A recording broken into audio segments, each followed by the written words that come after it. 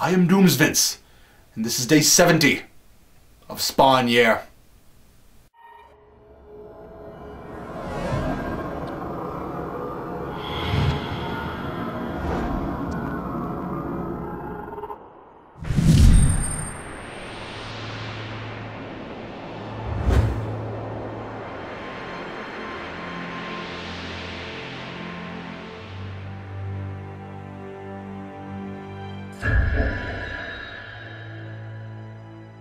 It's not easy being green. For the souls damned to the 5th level of hell, green is the symbol of their envy. McFarlane seems to suddenly be enjoying writing these issues in hell. I think partly because, as I've said before, he's much better at standalone stories, and he has these shorter tales for each level, but I think it's also because he can get away with literal and cliché interpretations of things in the context of hell. This level isn't quite as interesting as the last, but I still enjoyed the creative symbolism. Level 5 is for the unbelievers, whose skin is tainted with their envy.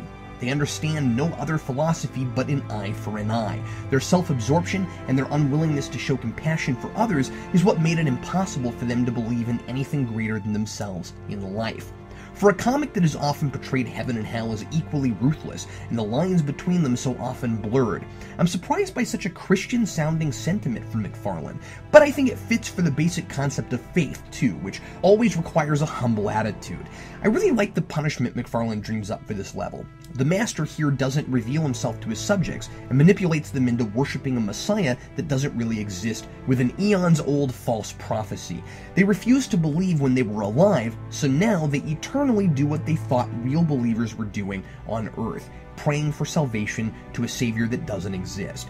We discover on the last page that Malbolgia used Spawn's return to hell as an opportunity to settle some score with the devil that rules level 5. I would have loved to know what specifically their argument was, and he sends Spawn and also the recently arrived Savage Dragon to confuse and sow discontent among the souls there. Or maybe Malbolgia has nothing to do with Savage Dragon going to level 5 at all, and he sent Spawn there because Savage Dragon's there. I'm a little fuzzy on the details, having not read any Savage Dragon, but it all seems rather convenient. The situation is interesting, but what an odd time for a crossover. Hey, Spawn's on a journey through hell. Let's have him bump into Savage Dragon, who's in hell because some villain called the Fiend blew his arms off? He thinks he's just hallucinating the whole thing. I feel that way myself sometimes. The first thing I wondered was how you make all these unbelievers into such devout worshippers. Sure, they believe now that they have proof of hell and an afterlife, but why trust anything you see in hell? It's a little hard to swallow that they would all buy into this false religion, but I do like the idea that they now worship the very envy that put them in hell. They believe their savior is the master of envy. So with the coming of both Savage Dragon and Spawn, only days apart after millennia of never being visited by a godlike being, the green-faced masses don't know which to worship as their savior. One is all green and has a fin on his head, which is foretold as being a sign of the Messiah. Okay, that's going too far. How do you get that lucky that a guy shows up looking just like the guy from your fake prophecy and he has a feature I've never seen on another humanoid being, a fish fin mohawk?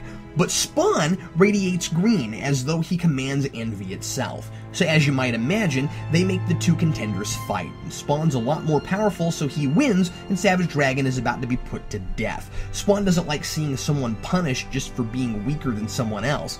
Hey, maybe Savage Dragon is going to be Spawn's new kid's sidekick. So he uses his new status as Messiah and commands his subjects to turn the other cheek. Instantly, they see Spawn as a false god. Again, all they get is eye for an eye. So they try to stone both Spawn and Savage Dragon, and they suddenly disappear just before their execution. Anticlimactic, but at least Spawn gets to be heroic and he treats an ally with a little respect. If Spawn continues to grow as a person, I expect a heartfelt apology from him to Trimmer next time they meet. And now doubt has been planted among the residents of level 5, ruining the operation the unseen devil had going there. Nice to see Malbolgia executing a plot that sorta makes sense and has a purpose. I should also mention that Cyan got a hold of Spawn's shoelace at the hospital, and she's using it to carry around her pacifier. That's being set up as a major plot point.